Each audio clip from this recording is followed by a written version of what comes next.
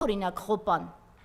Այդ տեսեք, անի առաջին անգամ մեր հասարակությունը ականատես եղավ մի խայտառակ իրավիճակի, եւ մարդիկ գնում էին իրենց հասցեի վրա, տեսնում էին կան գրանցված են, թե չէ, հայտնաբերում են 20 հոգի օտար մարդ, 30 հոգի օտար մարդ։ Տեսեք, հաշվենք, չէ, այսպես կոպիտ հաշվարկ անենք, եթե ամեն քաղաքի վրա 200 հոգի այդպես շրջիկ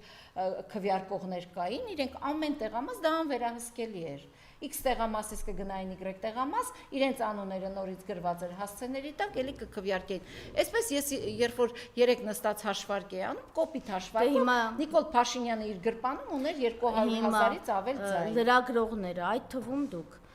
երբ էին բարձրաձայնել այդ խնդրի մասին։